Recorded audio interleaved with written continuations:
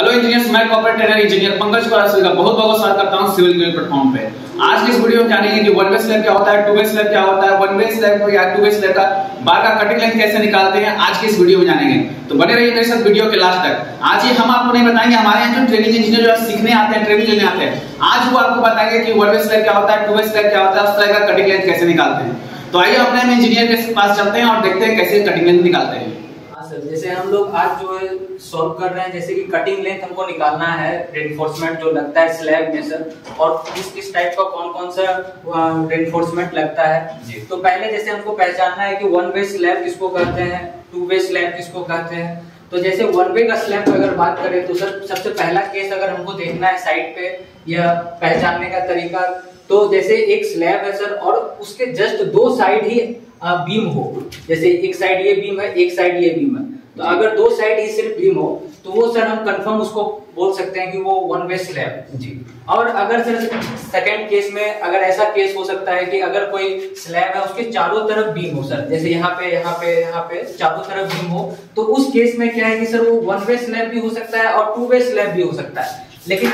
इस कंफ्यूजन को दूर करने के लिए हम लोग के पास सेकंड एक ऑप्शन है सॉल्व करने का तरीका, कि जैसे हम लोग किसी स्लैब का मान लीजिए सर इसका कोई भी लेंथ होगा, इसका विड्थ और हाइट होगा, डेप्थ होगा, तो अगर वो सर लॉन्गर स्पैन और अगर इसका शॉर्टर स्पैन दोनों का रेशियो, ऊपर में longer span by shorter span दोनों का रेशियो अगर 2 से ज्यादा हो या इक्वल टू हो, तो वो सर वन वे स्लैब के कैटेगरी में चला जाता है, मतलब वो वन वे स्लैब में होता है। और अगर इसका जस्ट अपोजिट में अगर longer span by shorter span अगर लेस देन 2 हो जाए, तो उस केस में सर वो स्लैब जो है टू वे स्लैब के कैटेगरी में चला जाता है। अब जैसे ये पहचान में आ गया कि कौन सा वन वे है, कौन सा टू वे स्लैब, तो जैसे कि हम लोग का एक फिगर यहाँ पे हम बनाए हुए हैं सर, इसका डायमेंशन हम लिए हुए हैं 2400 mm का और लेंथ का, और इसका विड्थ का जो है सर 5305 mm का लिए हुआ है। तो जैसे इसका पहले हमको चेक करना है कि कौन सा कैटेगरी में ये आता है, वन वे या टू वे में। तो longer span by shorter span जैसे मतलब इसका रेशियो की है सर, तो ये हमको दिख रहा है कि वो 2 से ज्यादा है, तो 2 से ज्यादा है कि ये वो सर वन वे स्लैब के कैटेगरी में चला गया। तो वन वे स्लैब का कैटेगरी में चला गया, तो अब इसका हमको कटिंग लेंथ निकालना है, इसमें कौन सा वायर रेनफोर्समेंट लगेगा। जैसे कि सर इसमें सबसे पहले जो हम लोग रेनफोर्समेंट लगाते हैं वो कम मतलब डायमेंशन के अकॉर्डिंग लगाते हैं, जिसका स्पैन कम हो, तो वो सर मेन डिस्ट्रीब्यूशन मतलब मेन बार आपको मतलब वो कहलाएगा। जैसे कि ये लिए हुए हैं रेड वाला सर, तो ये अकॉर्डिंग सर यहाँ पे लेते हैं, जैसे कि हम लोग का मेन मतलब बार ये कहलाता है, जो कि शॉर्टर स्पैन के अकॉर्डिंग लेते हैं। अब बाकी उसके बाद सर यहाँ पे डिस्ट्रीब्यूशन बार भी लगता है, जो कि हमारे लेंथ के अकॉर्डिंग लगता है, जो हायर स्पैन के अकॉर्डिंग लगता है वो। और क्या बोलते हैं फिर जैसे हमको निकालना है कि ये इसका कटिंग लेंथ, अभी ना सामने देख के कैमरा तरफ देख के तो स्लैब डेप्थ जैसे हमको माना गया है कि सर ये 125 mm का स्लैब डेप्थ है। तो जैसे कि हम एक नॉर्मल डायग्राम बनाए हुए हैं जिसमें दोनों साइड सर इस केस का है, दोनों साइड बीम है और इसका स्पैन जो है सर वो 2400 mm का है। अब इसका हमको जो है मेन बार का हमको कटिंग लेंथ निकालना है। तो जैसे कि सर दोनों तरफ इसका एक कवर होगा, जो कि बीम का कवर होगा, तो उसके अकॉर्डिंग पहले बीम का सर में जो रेनफोर्समेंट गया होगा उसका लेंथ लिखें सर 250 - 25 इस साइड का, फिर इस साइड का भी 250 - 25 कवर को माइनस कर दिए, फिर प्लस मेन जो है सर ये जो ये डायमेंशन है वो लिखते हैं यहाँ पे, प्लस जो 0.42h जो फॉर्मूला के अकॉर्डिंग हम लोग पढ़े थे कि अगर हमको निकालना है पूरा, तो वो होता है सर नॉर्मल पूरा डेप्थ प्लस 0.42h और माइनस डिडक्शन के फॉर्म में हम लोग फॉर्मूला पढ़े हुए, उसके अकॉर्डिंग इसमें पुट किए हुए हैं। अब यहाँ पे h का वैल्यू हमको निकालना है, जो यहाँ पे क्रैंक लेंथ जो होता है सर वो कैसे निकालते हैं, तो वो जनरली जो पूरा बीम से जो मतलब स्पैन जो रहता है पूरा उसका सर स्लैब डेप्थ वो माइनस टॉप कवर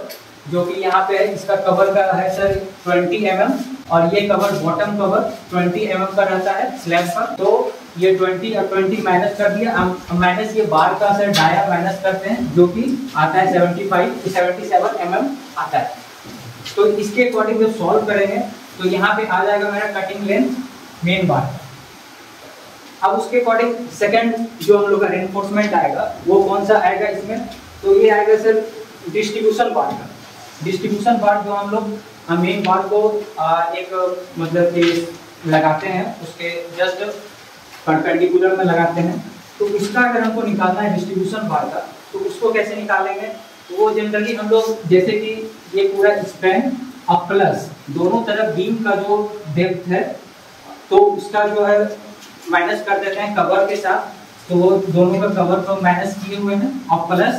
जो उसका पूरा स्पैन का लेंथ है 5305, वो करने के बाद जो कैलकुलेशन आएगा वो